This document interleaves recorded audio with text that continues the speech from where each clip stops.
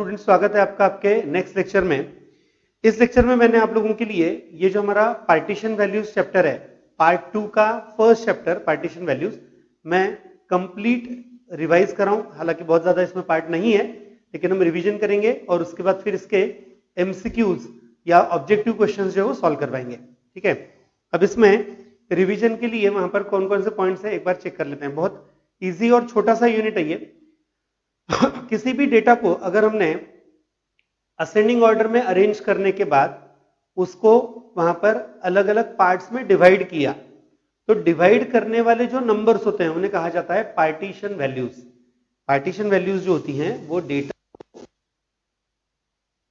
करती हैं। जैसे आपके लिए रिवीजन में जो मैंने पहला पॉइंट दिया हुआ वो क्वार्टाइल्स क्या होते हैं। Quartiles are 3 values. क्वार्टाइल्स पूरे डेटा के 4 इक्वल पार्ट करते हैं। ये 4 इक्वल पार्ट करने वाली 3 वैल्यूज आती हैं। Quartiles are 3 values which divide given data into 4 equal parts. Just मैं यहां पर आप लोगों के लिए मेंशन भी करते जाऊं।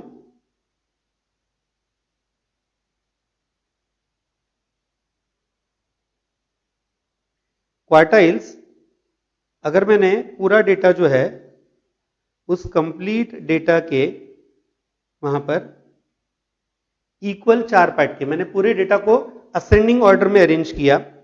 यहां पे डेटा शुरू हुआ, मैं कहूंगा यहां पर ये 0% है। यहां पे डेटा पूरा हो गया, यानी ये 100% आ गया। ठीक है, यहां पे डेटा हमारा पूरा हो गया। इस डेटा के मैंने 4 इक्वल पार्ट किए, 4 इक्वल पार्ट किए, तो वो 4 इक्वल पार्ट करने वाले नंबर्स आएंगे Q1, Q2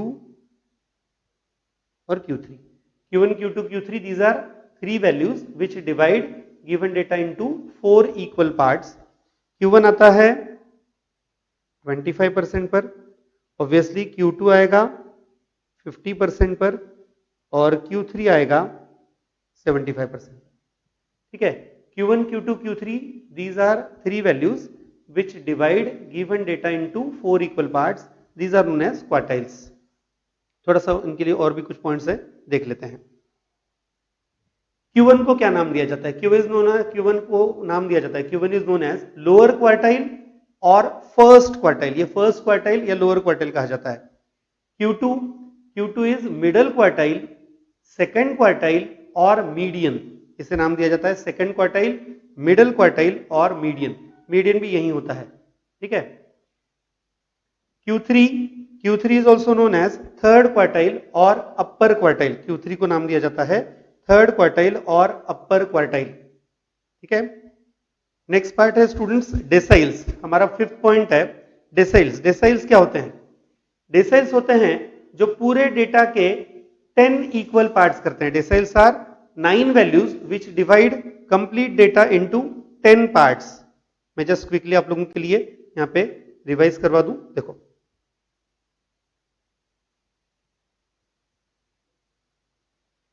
डेसाइल्स डिवाइड करते हैं पूरे डेटा के 10 इक्वल पार्ट्स। मैं कोशिश करता हूं आप लोगों के लिए वो 10 पार्ट्स बताने की। फर्स्ट, सेकंड, थर्ड, यानी एक्चुअली 3 पार्ट हुए, 4, 5, 6, 7, 8, 9 और 10। ऐसे ये 10 पार्ट्स होंगे। यहां पे हमारा डेटा शुरू हुआ 0%, यहां पे हमारा डेटा पूरा हो गया 100%। यहां पे ये जो नंबर्स आएंगे ये नंबर्स हैं D1, D2, D3, D4, D5, D6, D7, D8 और D9। These are 9 decile students. ये 9 नंबर्स हैं, डेसाइल्स हैं, जो पूरे डेटा के आपको वहां पर 10 इक्वल पार्ट्स करके देते हैं। ये एग्जैक्ट 10 के मल्टीपल में परसेंटेज पे आते हैं। जैसे ये 10% पे 20%, 30%, ऐसा अप टू 90% पे आएगा। ये डेसाइल्स हैं। These are 9 values which divide complete data into 10 equal parts. Okay, so deciles are 9 values which divide given data into 10 equal parts. बिल्कुल इसी तरह से परसेंटाइल्स डिवाइड करते हैं पूरे डेटा के 100 equal parts. Percentiles divide complete data into 100 equal parts. ठीक है, वहां पर ये 99 नंबर्स होते हैं जो पूरे डेटा के 100 पार्ट्स में वहां पर डिवीजन करते हैं। ठीक है, नेक्स्ट पॉइंट Q2। Q2 का मतलब क्या होता है? Q2 है सेकंड क्वार्टाइल या मिडिल क्वार्टाइल, तो Q2, D5, P50 ये सब सेम आते हैं, याद रखना। Q2 second quartile, fifth decyl, 50th percentile और मीडियन, ये चारों इक्वल होते हैं। जानबूझ के ऐसे क्वेश्चंस दे सकते हैं स्टूडेंट्स कि एक डेटा दे देंगे बड़ा और बोला जाता है कि find Q2 minus D5। Students बहुत सिंसियरली Q2 फाइंड करते हैं, D5 फाइंड करते हैं और फिर उनका आंसर वहां पर 0 आता है, जबकि उन्होंने वह क्वेश्चन पढ़ते ही आंसर दे देना चाहिए था कि Q2 माइनस D5 0 होता है, क्योंकि Q2 और D5 सेम होते हैं। उसी तरह से Q1 आता है P25 के बराबर, क्वार्टाइल 1 जो है ये 25% पे होता है जो कि P25 के बराबर आएगा, और Q3 आता है P75 के बराबर, क्योंकि क्वार्टाइल 3 जो है वो 75% पे आता है, वो आएगा P75। इन सबको क्वार्टाइल्स, डेसाइल, परसेंटाइल, इनको हम वहां पर ग्राफिकली भी सॉल्व करके तैयार कर सकते हैं। Quartiles, deciles, percentiles can be calculated, can be evaluated graphically. तो फिर ग्राफिकल सॉल्यूशन, ग्राफिकल कैलकुलेशन के लिए क्या करेंगे? तो ग्राफिकली अगर कैलकुलेट करना है तो इनके लिए हम तैयार करते हैं ऑगिव्स। ठीक है, मैंने मेरे प्रीवियस लेक्चर में भी बताया था, इनको कुछ लोग प्रोनाउंस करते समय ऑगिव की जगह ऑजिव करते हैं, एक ही बात है। हमारा इंटेंशन है क्यूमुलेटिव फ्रीक्वेंसी कर्व तैयार करना, वो भी लेस देन टाइप की क्यूमुलेटिव फ्रीक्वेंसी कर्व। वैसे ऑगिव दो तरह के होते हैं, लेस देन टाइप का भी होता है और मोर देन टाइप का भी होता है। ठीक है, ग्राफिकल कैलकुलेशन अगर करना है पार्टीशन वैल्यूज का, तो आपको क्यूमुलेटिव फ्रीक्वेंसीज की रिक्वायरमेंट होती है, आपको क्यूमुलेटिव फ्रीक्वेंसीज तैयार करनी पड़ती हैं। और इन पार्टीशन वैल्यूज को पोजिशनल एवरेज भी नाम दिया जाता है। ये भी एक सेंटेंस याद रखना, partition values are also known as positional averages, इनको पोजिशनल एवरेज भी नाम देते हैं। ठीक है, अब आप लोगों के लिए इस लेक्चर में मैं टोटल 30 क्वेश्चंस करवा रहा हूं, हम एमसीक्यू के फॉर्म में करवा रहे हैं ये। हालांकि ये आपको फिल इन द ब्लैंक्स में भी दे सकते हैं, ये ट्रू फॉल्स में भी दिया जा सकता है, और इवन मैंने अभी फॉर्मूले रिवाइज नहीं किए, लेकिन आपको फॉर्मूले याद होने ही चाहिए। हम डेटा के 3 इक्वल पार्ट करते हैं स्टूडेंट्स, डेटा को हम डिवाइड करते हैं 3 अलग अलग कैटेगरीज में, इंडिविजुअल ऑब्जर्वेशंस, अनग्रुप डेटा और उसके बाद ग्रुप डेटा। तो इनके लिए इंडिविजुअल ऑब्जर्वेशन, अनग्रुप डेटा और ग्रुप डेटा के लिए क्वार्टाइल का, डेसाइल का और परसेंटाइल का जो कैलकुलेशन है, ये आपको एक बार रिवाइज खुद ही कर लेना है। मैं यहाँ पे पूरा डिटेल वहां पर वापस रिवाइज नहीं करवा रहा हूँ, लेकिन आपको फॉर्मूले बताए जा चुके हैं, हमने ऑलरेडी प्रैक्टिस भी कर ली है, उसके ऊपर हम कैलकुलेशंस करने वाले हैं। ठीक है, अब कुछ ऑब्जेक्टिव क्वेश्चंस, ये एमसीक्यूज हैं आप लोगों के लिए, और कुछ एमसीक्यूज ऐसे रहेंगे स्टूडेंट्स जो पढ़ने के बाद तुरंत आपको उनका आंसर आ जाएगा, थ्योरेटिकल रहेंगे। कुछ ऐसे रहेंगे जिनके लिए हम सॉल्यूशन तैयार करेंगे, सॉल्व भी करेंगे। ठीक है, तो एक एक करके करते हैं। पहला, the values which divide given distribution into a number of equal parts are called, जो पूरे डेटा के नंबर ऑफ इक्वल पार्ट्स में डिवीजन करते हैं उन्हें क्या नाम देते हैं? तो उन्हें नाम देते हैं पार्टीशन वैल्यूज। तो यहां पर करेक्ट आंसर आएगा इसका सी ऑप्शन, पार्टीशन वैल्यूज। ठीक है, जो ऑप्शंस हैं उनके हिसाब से आपको प्रॉपरली चेक करके लिखना है। Second, the values which divide given distribution into 10 equal parts, जो पूरे डेटा के 10 इक्वल पार्ट्स में डिवीजन करते हैं, क्या नाम देते हैं उनको? अभी भी डिस्कस किया था, डेसाइल्स, इन्हें कहा जाता है डेसाइल्स। सेकंड का आंसर आएगा B option. Third, the values which divide given distribution into 4 equal parts, 4 equal part में डिवाइड करने वाले, तो 4 इक्वल पार्ट्स में डिवाइड करने वाले क्या आते हैं? क्वार्टाइल्स। तो थर्ड के लिए आंसर आएगा यहां पर ए ऑप्शन। ठीक है, मैंने पहले ही कहा कि कुछ थियरी क्वेश्चंस हैं जो फटाफट आपके सॉल्व हो जाएंगे, क्योंकि आप पढ़ो तुरंत उसका आंसर आपको मिल जाएगा। हाँ, न्यूमेरिकल्स रहे तो उनको फिर आपको डिटेल में सॉल्व करना पड़ेगा, डिटेल में मतलब क्विकली सॉल्व करना है, लेकिन ऑब्जेक्टिव में कैसे करना है मैं बताने वाला हूं, हम वो स्टडी करेंगे ही।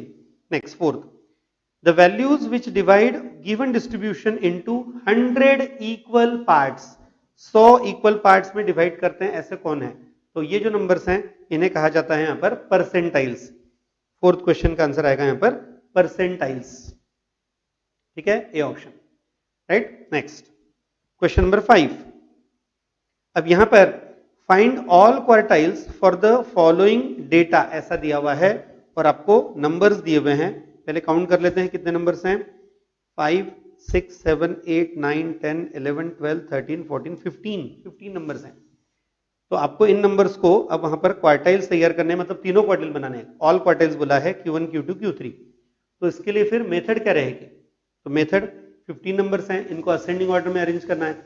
अब असेंडिंग ऑर्डर में अरेंज करना है तो डिटेल में लिखना पड़ेगा क्या, ऐसा आपको लग रहा होगा, तो नहीं, मैं शॉर्टकट बता रहा हूं, लेकिन ये शॉर्टकट ऑब्जेक्टिव के लिए है, ये रेगुलर में अप्लाई नहीं करना।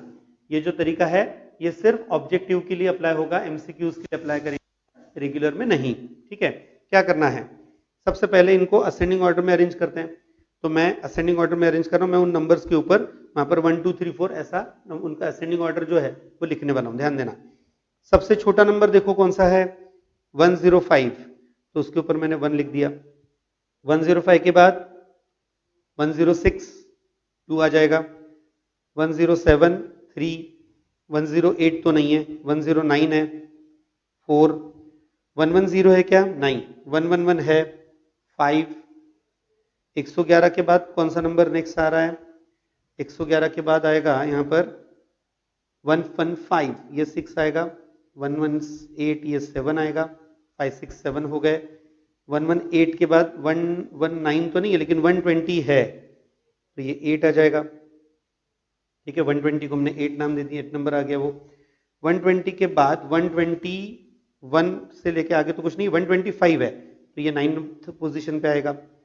125 के बाद 130 है, ये 10th पोजीशन आएगा। फिर 135 11th पोजीशन, 135 के बाद 140 12th position, 145 13th position, 149 14th position और 160 15th पोजीशन। मैंने नंबर्स असाइन कर लिए स्टूडेंट्स। अब मैं जो कैलकुलेशन करने वाला हूं वो कितना शॉर्ट में और कितना फास्ट होता है देखना। यहाँ पर 15 नंबर्स हैं, हमारा फॉर्मूला होता है अगर मुझे Q1 तैयार करना है तो 1 into n plus 1 upon 4 number का ऑब्जर्वेशन। n की वैल्यू 15 है, 15 प्लस 1 16। हाँ, मेरे वर्डिंग की तरफ, मैं जो बोल रहा हूं उसकी तरफ बहुत अच्छे से कॉन्सेंट्रेट करना। n है 15, 15 प्लस 1 16, 16 अपॉन 4, 4 इंटू 1 करेंगे तो ऑब्वियसली 4 ही आएगा, यानी मेरा Q1 आने वाला है 4th ऑब्जर्वेशन। तो मैं यहाँ पे आपके समझ में आने के लिए एक छोटा सा यहाँ पे पार्ट लिख लेता हूँ। यहाँ पे हम Q1 लिखेंगे, उसके बाद Q2 और Q3। ठीक है, Q1 क्या आया, 4th ऑब्जर्वेशन, तो मैंने 4 किसे कहा हुआ है, 109, तो Q1 आ गया स्टूडेंट्स, यहाँ पर Q1 की वैल्यू आ रही है 109। ओके, Q2 कैसे तैयार करते हैं, formula 2 times n plus 1 upon 4 number का ऑब्जर्वेशन। n 15 है, 15 प्लस 1 16, 16 अपॉन 4 4, 4 इंटू 2 8, यानी 8th ऑब्जर्वेशन। तो 8th ऑब्जर्वेशन क्या है, 8th ऑब्जर्वेशन है 120, तो Q2 आ गया आपका 120। यहाँ पे मुझे डायरेक्ट आंसर मिल रहा है ये Q3, 3 times n plus 1 upon 4 number का ऑब्जर्वेशन। n 15 है, 15 plus 1 16, 16 upon 4 4, 4 into 3 12, 12th observation. 12th observation क्या है, 140, यानी Q3 आ गया यहाँ पर 140। तो मेरे आंसर्स आ चुके हैं 109, 120 और 140। कौन सा ऑप्शन है, 109, 120 और 140, सी ऑप्शन है। सो करेक्ट आंसर आएगा सी ऑप्शन। ठीक है, इस तरह से सॉल्व करना था। Next question number 6, the number of ATM transactions per day recorded at a particular location in a certain city area are as follows। आपको कुछ डेटा दिया हुआ है और आपको बोला है obtain the middle most number of transactions per day। middle most number, middle most, median, median मतलब Q2। ठीक है, तो सबसे पहले असेंडिंग ऑर्डर में तो अरेंज करना ही है, तो असेंडिंग ऑर्डर में अरेंज करते हैं इनको। असेंडिंग ऑर्डर में अरेंज करेंगे तो क्या आएगा, सबसे छोटा कौन सा नंबर है और सबसे बड़ा कौन सा नंबर है, चेक करते हैं। यहाँ पर सबसे छोटा नंबर तो मुझे 30 दिख रहा है। ठीक है, तो 30 को मैंने 1 नंबर नाम दे दिया। यहाँ पर सबसे छोटा नंबर 30 है। 30 के बाद 40 के रेंज में, 30 के रेंज में तो कोई दूसरा नंबर नहीं है, 40 के रेंज में है 48, 49 और 50 है, बराबर है, 48, 49 और 50, 2 3 4 आ गए।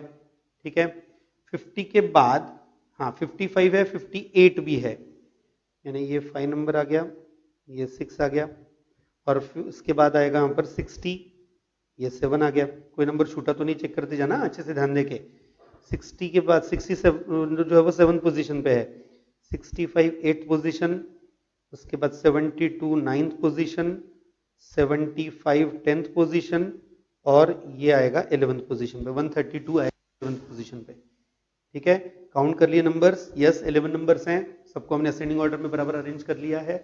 अब मुझे मीडियन तैयार करना है, मतलब Q2 तैयार करना है। Q2 का formula 2 times n plus 1 upon 4 number का ऑब्जर्वेशन, n कितना है 11, 11 प्लस 1 12, 12 अपॉन 4 3, 3 इंटू 2 वहां पे 6 आएगा, यानी आंसर आएगा मेरा 6th ऑब्जर्वेशन। तो यहां पर हमारे लिए आंसर आने वाला है 6th ऑब्जर्वेशन यानी 58। तो करेक्ट आंसर आएगा क्वेश्चन नंबर 6 के लिए बी ऑप्शन। मैं रिपीट करूंगा, क्विकली रिपीट कर रहा हूं, देखो n 11 था, हमें Q2 यानी मीडियन तैयार करना है, तो Q2 का फॉर्मूला है 2 times n plus 1 upon 4 number का ऑब्जर्वेशन, n 11 है, 11 प्लस 1 12, 12 अपॉन 4 3, 3 इंटू 2 6, 6 नंबर का ऑब्जर्वेशन। तो डेटा में 6th ऑब्जर्वेशन की पोजीशन पे आया था 58, तो आंसर आ गया 58। Next question number 7। Question number 7 है स्टूडेंट्स यहां पर, for the following data of daily expenditure of families in rupees, the expenditure below 25% of families have their expenditure, यानी ऐसा अमाउंट बताओ जिससे कम एक्सपेंडिचर वाले 25% फैमिलीज होंगी।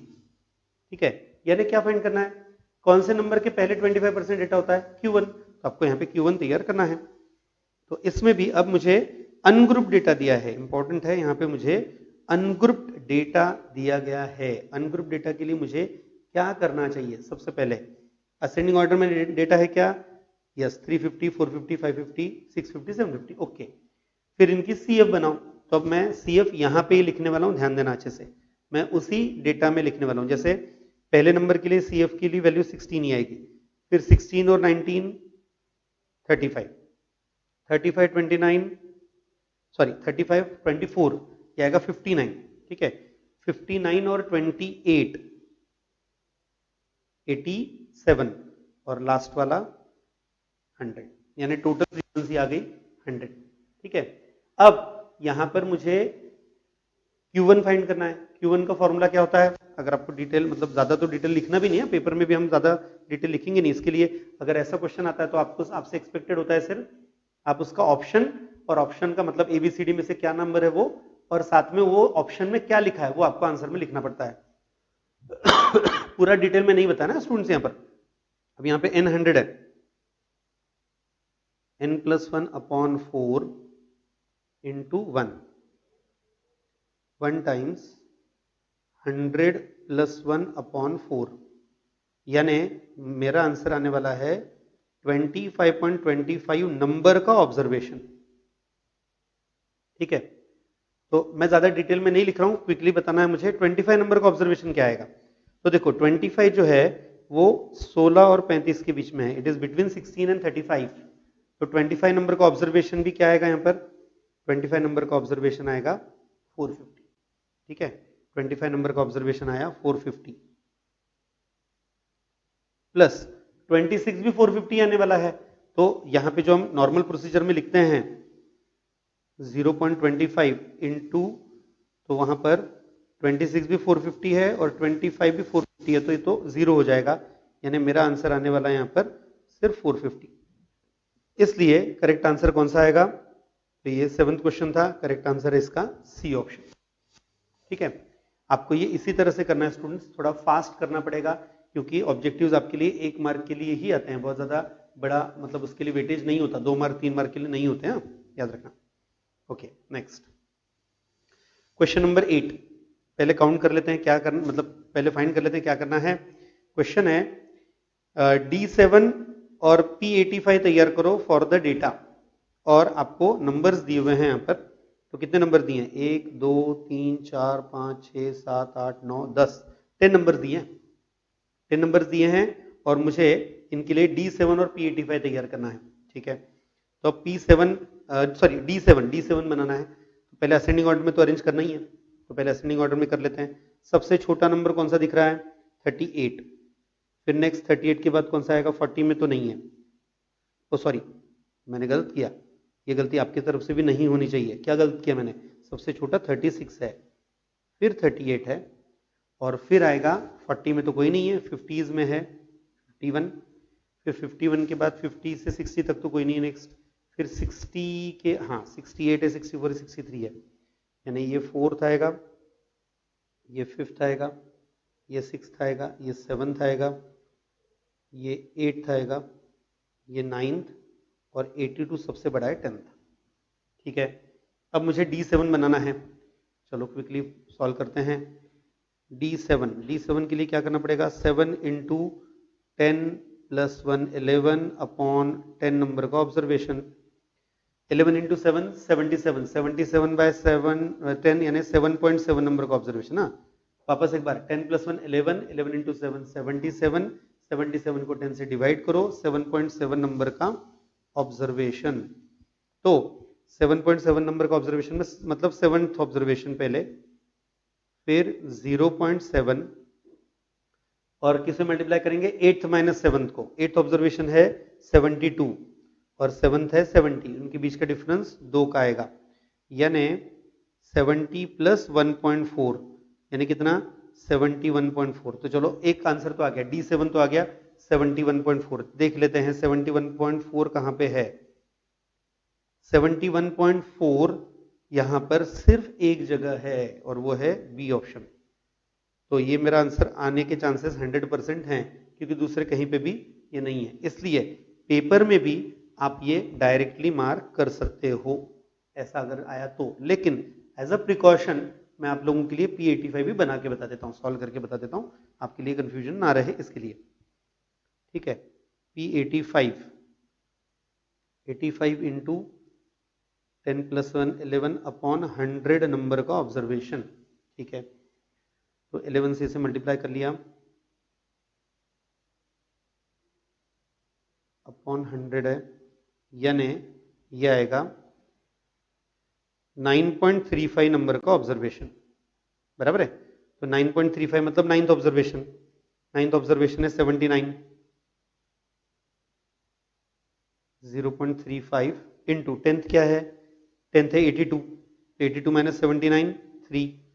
तो ये अगर मैंने सॉल्व किया 0.35 इंटू 3 ये आएगा 1.05, 1.05 इंटू 79 80.05। चेक कर लेते हैं 80.05, हाँ वैसे भी वो करेक्ट आंसर था ही वहां पर, 85 भी बराबर है। So correct answer is B option. Question number 8 था स्टूडेंट्स, ये हमने कैलकुलेशन कर लिया, बी ऑप्शन आंसर आ गया। Next 9th question, the following frequency distribution shown the weight of students in a class, find the percentage of students whose weight is more than 50 kg। 50 kg से ज्यादा wait वाले students का percentage निकालना है। ठीक है, बहुत सिंपल तरीका, कैसे करेंगे देखो, 50 kg से ज्यादा वेट यानी ये आगे का जो पार्ट है, इतना पार्ट, बराबर है। तो ये जो 3 नंबर्स हैं, कौन से 3 नंबर, 21 10 और 5, इनकी एडिशन कितनी आएगी, 21 और 10 31, 31 प्लस 5 36। ओके, और टोटल कितने हैं, तो फ्रीक्वेंसी की टोटल करनी पड़ेगी, 55 और 20 75 84 आएगा, यानी टोटल आएंगे 120 120, क्योंकि पहले 36 है।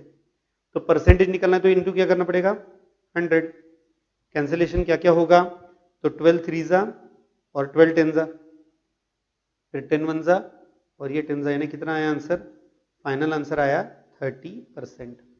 सो द करेक्ट आंसर इज 30%। 9 का करेक्ट आंसर आएगा ए ऑप्शन।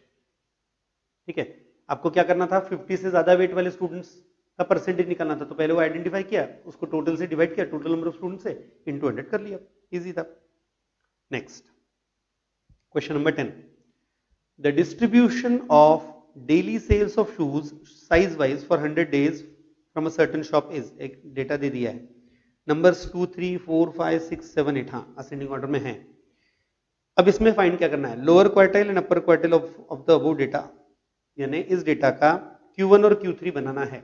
ठीक है, तो इसके लिए करेंगे क्या, पहले असेंडिंग ऑर्डर में अरेंज करना था, वो ऑलरेडी है, CF बनाना पड़ेगा, तो मैं CF यहाँ पे उस टेबल के ऊपर लिख रहा हूँ। देखो पहला नंबर 14, 14 प्लस 13 27 प्लस 20 47 प्लस 19 66, ठीक है, प्लस 13 79, प्लस 13 92, प्लस 8 100।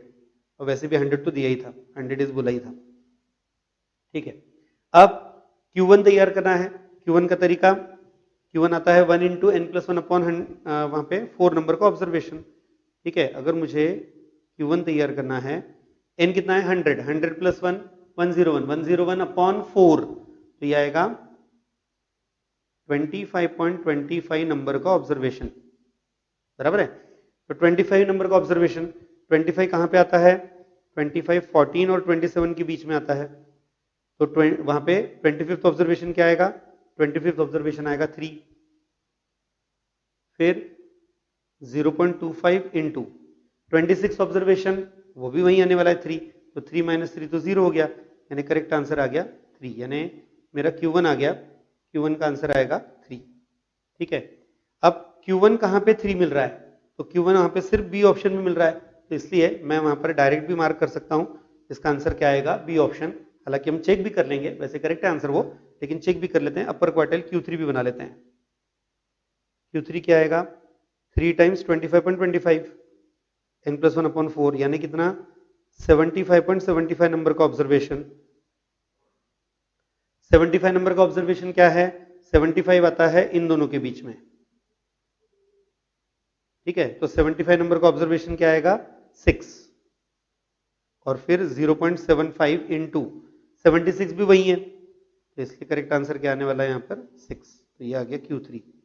तो स्टूडेंट्स Q3 आ गया 6, Q1 आया था 3, तो आंसर आ गया करेक्ट वहां पर बी ऑप्शन।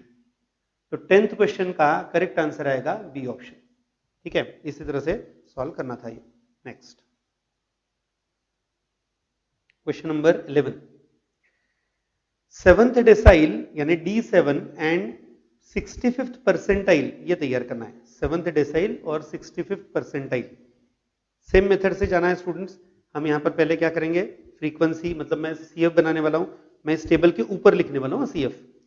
पहला नंबर 46, 46 और 26 72, 72 और 138 110, फिर ये कितना आएगा 135, फिर ये कितना आएगा 145 और ये 146। एक बार चेक कर लेते हैं। पहला 46, 46 और 26 के एडिशन 72, 72 और 38 ये आएगा 110, ठीक है। फिर 110 प्लस 25 135, 135 प्लस 145 और फिर 146, ठीक है। अब इसमें मुझे अगर D7 तैयार करना है,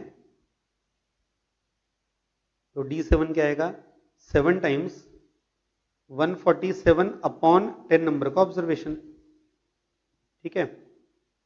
7 7 49, 4 कैरी हुआ 9, 14 7 98, 98 और 4 मतलब 102.9 नंबर का ऑब्जर्वेशन, ठीक है। 102.9 नंबर का ऑब्जर्वेशन, यानी पहले तो 102 नंबर का ऑब्जर्वेशन, तो 102 कहां पे आता है, 102 है इन दोनों के बीच में, यानी हमारा D7 जो आने वाला है वो आंसर आएगा यहां पर 2।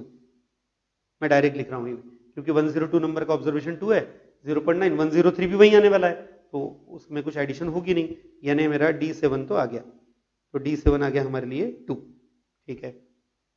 तो यहां पर भी सेम ही है, देखो एक ही ऑप्शन ऐसा है जिसमें वहां पे पहला नंबर 2 है, तो करेक्ट आंसर कौन सा आने वाला है वहां पर, A option.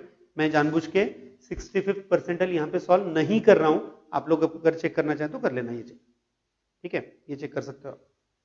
Next question number 12, question number 12 है daily wages for a group of 100 workers are given below. 100 workers के लिए डेटा दिया है और 2 मिसिंग फ्रीक्वेंसीज दे दी है और साथ में थर्ड डेसाइल भी आपको 110 दिया हुआ है, ठीक है।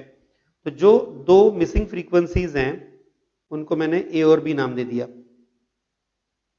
और इनके लिए मैं CF बना लूंगा, क्योंकि मुझे यहां पर 2 चीजें दी हुई है, टोटल फ्रीक्वेंसी 100 है वो भी यूज करना पड़ेगा और CF की मदद से मुझे वहां पर थर्ड डेसाइल के लिए भी सोचना पड़ेगा क्योंकि क्लासेस हैं। तो क्या करेंगे, देखो पहले CF बनाया, पहले के लिए 7, फिर 7 प्लस A, फिर ये 25 ऐड करके 32 प्लस A, फिर ये आएगा 62 प्लस A और लास्ट में 62 प्लस A प्लस B, यानी एक इक्वेशन आ रहा है मेरे लिए 62 plus A plus B is equal to 100, मतलब ए प्लस बी आ गया 38। चलो एक इक्वेशन तो आ गया। अब दूसरा, देखो ध्यान देना अच्छे से, यहां पे क्वेश्चन में दिया है थर्ड डेसाइल, ये 110 है। थर्ड डेसाइल 110 कब आएगा? जब वो डेसाइल वहां पे 110 कौन से नंबर में आता है, कौन से दो नंबर के बीच में? तो 110 आता है 100 और 150 के बीच में, यानी थर्ड डेसाइल जो है उसका क्लास कौन सा आया?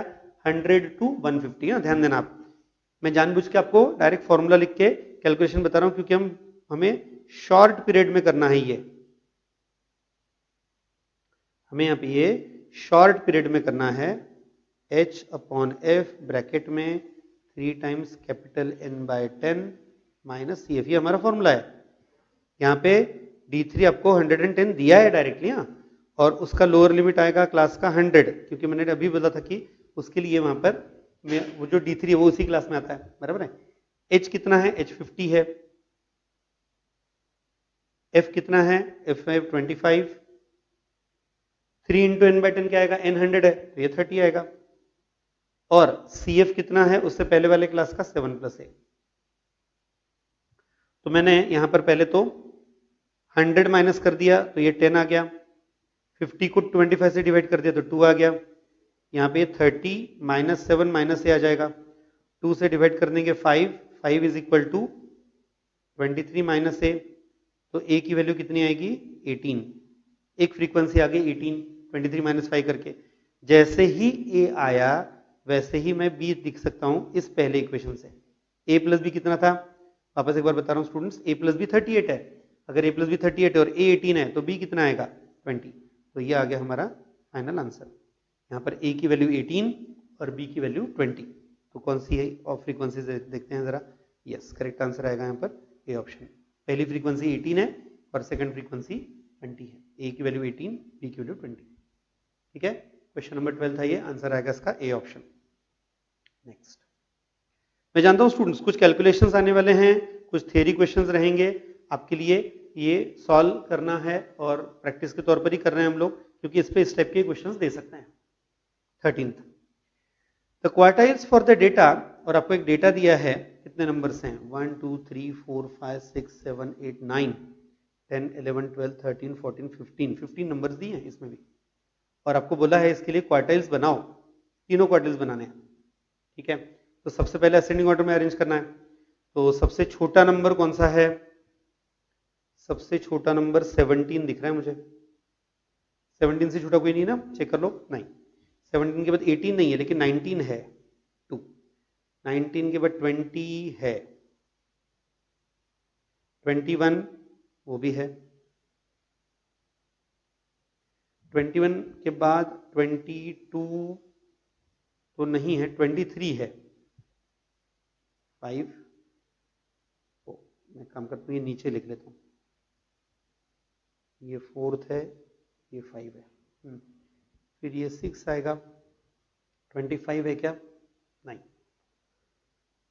24 था। हाँ, 24 के बाद अब 27 है, 7 है, लेकिन 27 दो बार है। ओ सॉरी, इसको अलग नंबर आएगा, इसको आएगा 8। ठीक है, अब तक कितने नंबर हुए? 8। 27 के बाद आएगा 28, 29, 29 के बाद अब आएगा 30। 30 तो नहीं है, 31 है, लेकिन 31 भी रिपीट हुआ है। ठीक है, उसके बाद 32, 13 नंबर, फिर ये 14 और ये 15। ये सबसे इंपॉर्टेंट है स्टूडेंट्स, आपको दिए हुए डेटा को वहां के वहीं असेंडिंग ऑर्डर में अरेंज करना है। अब Q1, तो Q1 क्या आता है? 1 इंटू एन प्लस 1/4 नंबर का ऑब्जर्वेशन। n 15 है तो 15 प्लस 1 16, 16/4 फोर्थ ऑब्जर्वेशन क्या है? 21, यानी मेरे लिए Q1 आ गया यहां पर। ठीक है, फिर Q2 क्या आएगा? 2 इंटू एन प्लस 1/4 नंबर का ऑब्जर्वेशन, यानी 2 इंटू 4 8 नंबर का ऑब्जर्वेशन। 8th ऑब्जर्वेशन कौन सा था? 27। और इसी तरह से Q3 Q3 के लिए क्या करेंगे, 3 into 4, 12th observation. 12th observation कौन सा था, 12th ऑब्जर्वेशन है 31। तो 21, 27 और 31 है क्या ऑप्शन में, हाँ है, पहले ही ऑप्शन है ए ऑप्शन। तो 13 का करेक्ट आंसर आएगा यहाँ पर ए ऑप्शन। ये इस तरह से सॉल्व करना था, ठीक है। Next question number 14, which of the following is not partition value. Partition value नहीं है ऐसा कौन है, मीडियन पोजिशनल एवरेज है पार्टीशन वैल्यूज है, मीन नहीं, मीन पार्टीशन वैल्यूज नहीं है, मीन जो है ये पोजिशनल एवरेज नहीं है।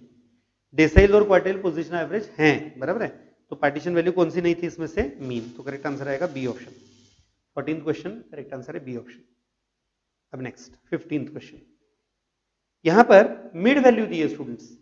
मिड वैल्यू का मतलब रहेगा ये जो डेटा है ये इससे मुझे क्लासेस में कन्वर्ट करना पड़ेगा। अब पहले दो क्लास नंबर देख लो मिड वैल्यू के, 2.5 और 7.5, गैप कितना है 5। 5 का अगर गैप है तो फिर हम उस 5 को डिवाइड करेंगे 2 से, 2.5 2.5 आएगा दोनों तरफ। तो पहला क्लास बनेगा 2.5 माइनस 2.5 0 से लेके 5 तक, बराबर है। दूसरा क्लास आप लोगों के लिए मैं थोड़ा सा क्रॉस में लिख के दे रहा हूं मैं, 5 to 10, फिर 10 to 15, 15 to 20 और यहां पे लास्ट क्लास आएगा ये 20 to 25। ये क्लासेस आ गए, ओके। अब इसमें टोटल फ्रीक्वेंसी 100 दी हुई है और एक क्वेश्चन मार्क देके रखा है जानबूझ के, तो वो कितना आएगा वो भी निकाल लेते हैं। 18 प्लस 25 ये आएगा 43, 43 और 50 ये आएगा 93, 93 मतलब ये फ्रीक्वेंसी कितनी आएगी यहाँ पर, ये फ्रीक्वेंसी आएगी 7। 100 है ना टोटल इसके लिए, ठीक है।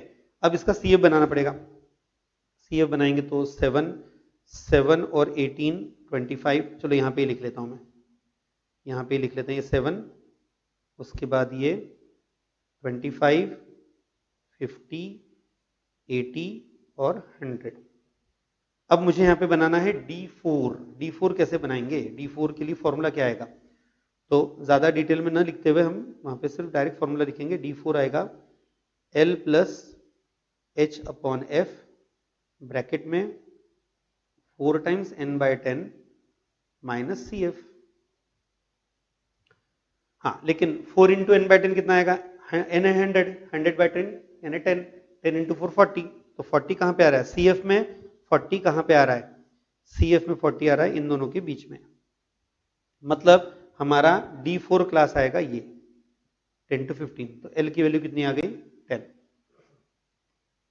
L कितना आएगा 10, H कितना है 5, उसकी खुद की फ्रीक्वेंसी है 25, ब्रैकेट में ये आएगा 40 और उससे पहले वाले क्लास की क्यूमुलेटिव फ्रीक्वेंसी है 25। 10 तो ठीक है, ये 1/5 आ गया। और इसमें 40 माइनस 25 15 आएगा, 5 से डिवाइड करेंगे तो 3, यानी टोटल आ गया 13। तो D4 आ गया 13। तो जरा चेक करते हैं D4 13 कहाँ कहाँ पे है, दो ऑप्शन में है। P43 निकालना पड़ेगा, चलो ठीक है सॉल्व करना पड़ेगा। P43 क्योंकि मुझे ऐसा लग रहा था कि एक ही ऑप्शन में आता तो मेरा आंसर आ जाता था, ठीक है। P43 is equal to L plus H upon F, 43 n/100 minus CF, ठीक है। पहले P43 के लिए आपको तैयार करना पड़ेगा 43 into capital n/100, capital N खुद 100 है, 100/100 वहां पे आ जाएगा 1 इंटू 43 43। तो 43 कहां पे आ रहा है, तो 43 उसी क्लास में आ रहा है 25 टू 50, वहां पे 24 50 के बीच में, यानी जो P43 क्लास है वो भी 10 to 15 ही आएगा। तो बाकी सब नंबर सेम ही रहेंगे, यानी यहां पर L आएगा 10, H आएगा 5, फ्रीक्वेंसी 25। सिर्फ यहां पे फर्क होगा, ये 43 माइनस 25 आएगा। यहाँ पे ये 10 तो एज इट इज है, ये 1/5 और यहाँ पे ये 18 आ गया, यानी 10 प्लस ये 3.6 आएगा, यानी 13.6 आ गया। तो P43 भी आ गया स्टूडेंट्स, यहाँ पर P43 है 13.6, यानी 13 और 13.6। So correct answer is C option, 13 and 13.6। Question number 15 था ये, 15 का आंसर आता है सी ऑप्शन, ठीक है। नेक्स्ट क्वेश्चन नंबर 16, अब इसमें भी आपको डेटा दिया है, ठीक है, टोटल 1 2 3 4 5 6 7 8 9 9 नंबर्स दिए हैं और आपको बोला है D4 D5 D9 तैयार करो। तो ये बहुत इजी होने वाला है। कैसे? देखो, अगर 9 नंबर होंगे, अगर 9 नंबर्स हैं तो 9 + 1 10 10 अपॉन 10 1 आने वाला है, यानी जो आपको नंबर चाहिए D4 D5 D9 वो डायरेक्ट कौन से पोजीशन पे रहेंगे? 4th पोजीशन, 5th पोजीशन और 9th पोजीशन, ये डायरेक्ट होने वाला है। लेकिन पहले असेंडिंग ऑर्डर में अरेंज करना ही पड़ेगा। कर लेते हैं, असेंडिंग ऑर्डर में अरेंज कर रहा हूं मैं। देखो, सबसे छोटा नंबर कौन है इसमें? सबसे छोटा नंबर है 70, 70 के बाद 71, फिर 72, फिर 74 नहीं है लेकिन 75 दो बार है, ठीक है। ओ सॉरी 73 रह गया, सॉरी आपको यहां पर ये चेंज करना पड़ेगा। 72 के बाद 73 भी है ना, 73 भी दो बार है, तो ये 4th आएगा, ये 5th आएगा, फिर ये 6th, ये 7th, ये 8th और ये 9th। ओके, अब मेरे आंसर्स आ चुके हैं।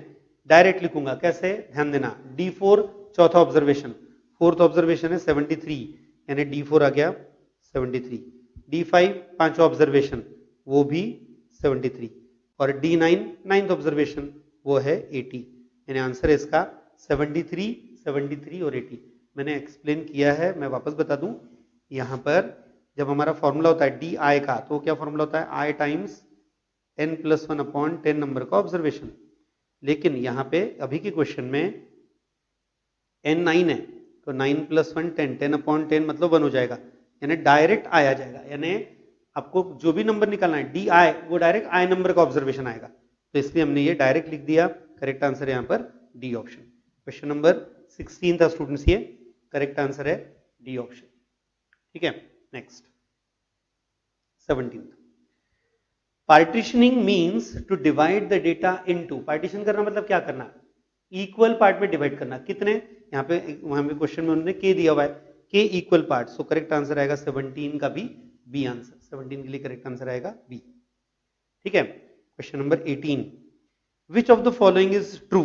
Q1 Q2 Q3 ऐसा पूछा है, मतलब Q1 Q2 Q3 हमारे क्वार्टाइल्स होते हैं, उनमें क्या रिलेशन आता है? तो ये तो नॉर्मल है कि Q1 छोटा होता है, Q2 बड़ा और Q3 उससे बड़ा, लेकिन प्रॉब्लम ऐसा है, कुछ डेटा ऐसे हो सकते हैं जिनमें Q1 Q2 Q3 इक्वल भी आ जाए, Q1 Q2 Q3 सेम आ जाए। ऐसा कब होगा? अगर सब नंबर सेम रहे तो। If all observations are equal then Q1 Q2 Q3 are also equal. तो उसकी वजह से इन चारों ऑप्शन में से करेक्ट आंसर है ए ऑप्शन। याद रखना, बहुत सारे स्टूडेंट सी ऑप्शन मार्क करते हैं, सी नहीं है, करेक्ट आंसर आएगा ए। वो इक्वल हो सकते हैं, होना कंपलसरी नहीं है, लेकिन वो इक्वल हो सकते हैं, याद रखना। Okay, next 19th calculation. 19th, find Q3 और डेटा दिया हुआ है और आपको 7 नंबर दिए हैं, लेकिन नंबर्स में सिर्फ दो ही टाइप के नंबर है, 35 और 53। ये तो इजी कर लिया हमने। क्या करना पड़ेगा? इनको असेंडिंग ऑर्डर में अरेंज करेंगे, ठीक है। 1 2 3 4, 35 पहले 4 थे, फिर 5 6 और 7। आप कैसे किसी को भी नंबर दो, एक ही नंबर है वो 53 है, 5 6 7। Q3 निकालना है, ठीक है। तो हमारा तरीका क्या होता है? 3 टाइम्स 7 + 1 8 अपॉन 4 नंबर का ऑब्जर्वेशन। 8 अपॉन 4 2, 2 इंटू 3 6, यानी 6th ऑब्जर्वेशन। तो 6th ऑब्जर्वेशन क्या है? 6th ऑब्जर्वेशन 53, सो Q3 कितना आएगा? 53। तो 19 का आंसर आ गया आपके लिए सी ऑप्शन, ठीक है। नेक्स्ट 20, ये थोड़ा सा ट्विस्टिंग वाला है, ध्यान देना अच्छे से। Q3 ऑफ ऑब्जर्वेशंस, और आपको 1 2 3 4 5 नंबर दिए हैं और वो Q3 दिया हुआ है 17.5 और बोला है ए तैयार करो, ठीक है। इनमें कुछ नंबर्स में ए में से कुछ नंबर माइनस किया है और कुछ नंबर में ऐड किया है, तो सबसे छोटा कौन सा आएगा? देखो students, A + 1 a - 1 a + 2 a - 3 में सबसे छोटा कौन आएगा? ऑब्वियसली सबसे छोटा यहां पे आएगा a - 3, क्योंकि उसमें से सबसे बड़ा नंबर माइनस हो रहा है। फिर a - 3 से नेक्स्ट बड़ा नंबर कौन सा आएगा? a - 1, ठीक है। a - 1 से नेक्स्ट बड़ा नंबर कौन सा आएगा? a से अगला नंबर कौन सा बड़ा रहेगा? a + 1, और सबसे लास्ट में कौन सा आएगा? a + 2। समझ में आ रहा है? ये देखो, सबसे छोटा a - 3, फिर a - 1, फिर a, फिर a+1 और फिर a+2। करेक्ट है?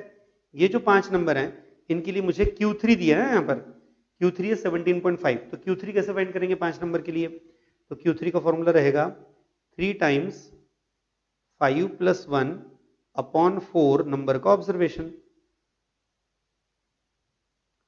5 + 1 6, 6 × 3 18, 18/4, 18/4 मतलब कितना आएगा 9/2, यानी 4.5 नंबर का ऑब्जर्वेशन।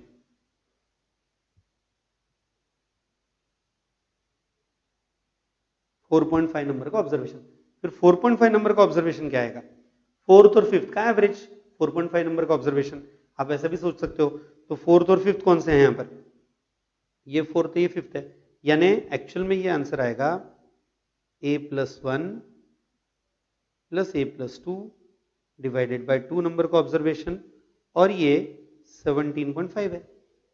बराबर है? तो इसका मतलब ट्वाइस a + 3, ये किसकी वैल्यू है? 35 की। तो इसका मतलब ट्वाइस a की वैल्यू 32, यानी a की वैल्यू 16। सो करेक्ट आंसर आ गया 16। आपको a तैयार करने के लिए कहा था, तो क्वेश्चन नंबर 20 का करेक्ट आंसर आएगा यहां पर 16, बी ऑप्शन। ठीक है, वापस एक बार बता रहा हूं, ध्यान दो। अगर हमने पहले डेटा को असेंडिंग ऑर्डर में अरेंज किया, Q3 17.5 दिया है, Q3 बना लिया, वो आता है 4.5 नंबर का ऑब्जर्वेशन। आप अगर 4.5 नंबर का ऑब्जर्वेशन बना रहे हैं तो एक तरीका ये भी है, वो भी हमारा तरीका करेक्ट है स्टूडेंट्स की, फोर्थ ऑब्जर्वेशन फिर 0.5 टाइम्स फिफ्थ माइनस फोर्थ, वो भी करेक्ट है। लेकिन इजी करने के लिए मैंने क्या किया, डायरेक्ट फोर्थ और फिफ्थ का एवरेज ले लिया, और वो कितना है 17.5 दिया हुआ है, तो वो सॉल्व किया, उससे ए की वैल्यू मिल गई। Next question number 21। Total 30 questions हैं स्टूडेंट्स इसमें।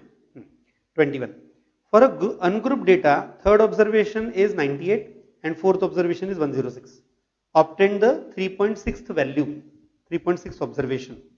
तो 3.6 ऑब्जर्वेशन का मतलब क्या होता है? 3.6 ऑब्जर्वेशन का मतलब है थर्ड ऑब्जर्वेशन प्लस 0.6, 0.6 किससे मल्टीप्लाई करेंगे? Fourth minus third. बराबर है? थर्ड ऑब्जर्वेशन 98, 0.6, फोर्थ ऑब्जर्वेशन 106 है, 106 माइनस 98 कितना आएगा वहां पर 8, 8 इंटू 0.6 ये आएगा 4.8, 4.8 प्लस 98, 4.8 प्लस 98 आएगा 102.8। So correct answer is C option. 21 का करेक्ट आंसर आएगा यहाँ पर सी ऑप्शन। ठीक है, नॉर्मल कैलकुलेशन था, सिर्फ आपको वैल्यूज पुटअप करके सॉल्व करना था। Next question number 22। Question number 22 है, if the if the P60 of observations, और एक ऑब्जर्वेशंस दी हुए हैं 1 2 3 4 5 ऑब्जर्वेशन है और वो 9 है, तो फाइंड करो x। ठीक है, ये भी उसी तरह का अभी जो हमने a वाला सॉल्व किया था उसी टाइप में। तो सबसे पहले दिए हुए डेटा को असेंडिंग ऑर्डर में अरेंज कर लेते हैं। सबसे छोटा कौन आएगा? अब ये तो यूजुअल है, देखो स्टूडेंट्स यहाँ पर जो x की वैल्यूज दी हुई है उनमें कोई निगेटिव तो मतलब x की वैल्यू जो भी नंबर रहेगा वो नंबर हमेशा यहाँ पर 11 से बड़ा ही होना चाहिए, क्योंकि निगेटिव नंबर तो हम ले नहीं पाएंगे। तो यहाँ पर सबसे छोटा ऑब्जर्वेशन कौन सा लेना पड़ेगा? 0। सबसे छोटा ऑब्जर्वेशन लेंगे हम 0। ठीक है, 0 के बाद इन दिए हुए नंबर में सबसे छोटा कौन सा रहेगा बचे हुए में से? वो रहेगा x माइनस 11। 0 के बाद आएगा x माइनस 11, फिर माइनस 11 से छोटा नंबर कौन सा है माइनस करने वाला? 3, फिर उससे छोटा 2, और सबसे बड़ा कौन सा आएगा? x। तो याद रहे यहां पर ये 0 सबसे छोटा है, x सबसे बड़ा, बाकी के बीच में आएंगे। जो बड़ा नंबर माइनस करोगे वो पहले आएगा, जहां पे छोटा नंबर माइनस करेंगे वो बाद में आएगा। ठीक है, अब इसके लिए क्या दिया है? P60 दिया है। ठीक है, तो P60 अगर कैलकुलेट करना है तो 60 इंटू 5 + 1 अपॉन 100 नंबर का ऑब्जर्वेशन। ठीक है, तो यहाँ पे एक 0 पहले कट कर दिया। 6 इंटू 6 36, 36/10 यानी 3.6 नंबर का ऑब्जर्वेशन। तो 3.6 नंबर के ऑब्जर्वेशन की वैल्यू कितनी दी है? 9। तो 3.6 नंबर का ऑब्जर्वेशन बनाएंगे कैसे? तो 3.6 नंबर का ऑब्जर्वेशन ऐसा बनाएंगे, देखो थर्ड ऑब्जर्वेशन क्या है? x minus 3 plus 0.6 into fourth minus third, x minus two minus x minus three, वो x प्लस थ्री हो जाएगा, और ये आपको दिया हुआ है 9, ठीक है। तो यहाँ पर x माइनस थ्री और ये x तो कट हो गया, x कट हो गया, यानी ये बचेगा सिर्फ 0.6, यहाँ पे बचेगा ये सिर्फ 0.6 और ये 9 है। तो इसका मतलब यहां पर x क्या आएगा, तो -3 प्लस 0.6 माइनस 2.4 उधर जाके ऐड हो जाएगा, तो ये आ जाएगा 11.4। तो आपके लिए रिक्वायर्ड आंसर है, x की वैल्यू आती है 11.4। देख लेते हैं क्या ऑप्शन में, यस है, ए ऑप्शन है। So correct answer is A option. 22 का करेक्ट आंसर आएगा स्टूडेंट्स यहाँ पर ए ऑप्शन, ठीक है। इस तरह से करना था ये। नेक्स्ट कुछ थ्योरी क्वेश्चंस भी हो सकते हैं, जैसे ये है, deciles divide the arrange data into, कितने पार्ट में डिवाइड करते हैं, 10 पार्ट्स में। So correct answer is B option. Next इसके लिए 23 का बी था। 24, which of the following statement is not true, false कौन है इसमें, D1 P10 होता है क्या, हाँ बराबर है, D1 यानी 10%, तो बराबर है। D5 मीडियन, वो भी करेक्ट है। 2D3 P60, नहीं ऐसा नहीं होता, D3 का डबल, ये 60th परसेंटाइल थोड़ी ना आएगा। तो करेक्ट यहाँ मेरे हिसाब से, यहाँ पर मतलब हमारे आंसर के हिसाब से इसमें फॉल्स कौन सा था, वहां पर स्टेटमेंट सी ऑप्शन, यानी हमारा करेक्ट आंसर आएगा सी ऑप्शन, ठीक है, क्योंकि Q1 और P20 बराबर है, मैच करते हैं। Next 25th question, what is the value of Q1 for the following data. Q1 करना है, क्या करना पड़ेगा, असेंडिंग ऑर्डर में अरेंज करके नंबर बनाना है, ठीक है। कितने नंबर्स हैं, तो 3 और 3 6 8 नंबर हैं, ठीक है। आप लोगों के लिए दे दूं सॉल्व करने के लिए, कर लोगे, ठीक है, चलो कर लेना ये, अब मैं नहीं कर रहा हूं सॉल्व, तो आप लोगों को भी थोड़ा मजा मिलना चाहिए सॉल्व करने का, ठीक है। 25 स्टूडेंट्स कर लेना अपने solve. 26, the number of percentiles is, कितने परसेंटाइल्स होते हैं, 9 9 10 9 100, नहीं 100 भी नहीं होते, कितने होते हैं, 99 होते हैं। परसेंटाइल्स 100 पार्ट में डिवाइड करते हैं, खुद 99 नंबर होते हैं, याद रखना।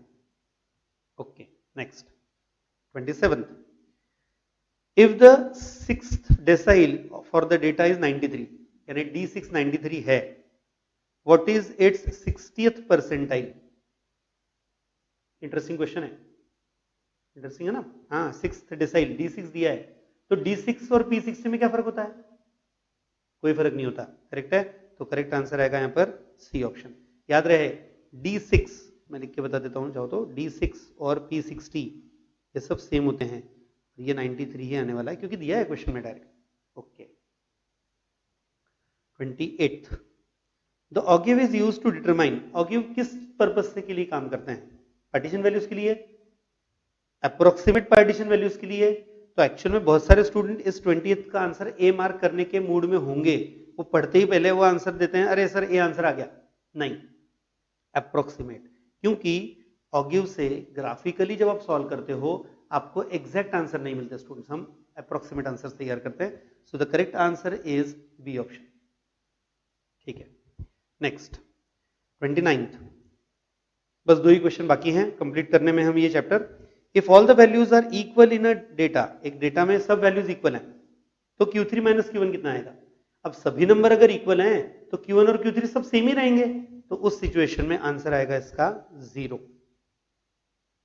ये भी याद रखना, सब नंबर अगर इक्वल हैं तो Q1 और Q3 वहां पे सेम ही आने वाले हैं, तो उनका डिफरेंस 0 आएगा। Q2 भी वही आने वाला है। Last 30, to draw ogive dash dash is not required, क्या रिक्वायर्ड नहीं होता, अपर क्लास बाउंड्रीज लगती हैं, लोअर क्लास बाउंड्रीज वो भी लगती हैं, अगर मैं मोर देन टाइप का ऑगिव बनाता हूं तो क्यूमुलेटिव फ्रीक्वेंसीज वो भी लगती हैं, फिर क्या नहीं लगता, फ्रीक्वेंसी नहीं लगती, यानी करेक्ट आंसर इसका डी। क्वेश्चन नंबर 30 का आंसर था ये स्टूडेंट्स डी, ठीक है। तो यहां पर मैंने आप लोगों के लिए पार्ट 2 का चैप्टर नंबर 1 कंप्लीट कर लिया स्टूडेंट्स। हमारे नेक्स्ट लेक्चर में हम जो शुरू करने वाले हैं, मैं जस्ट आपको दिखा रहा हूं, अभी पूरा हम सॉल्व करना शुरू नहीं करेंगे, हम कंटिन्यू करेंगे पार्ट 2 का ही chapter number 2 measures of dispersion, part 2 का ही सेकंड चैप्टर में कंटिन्यू करना है मेजर्स ऑफ डिस्पर्शन, ठीक है। तो ये मेरे नेक्स्ट लेक्चर में आपको मिलेगा वहां पर। Till then good bye.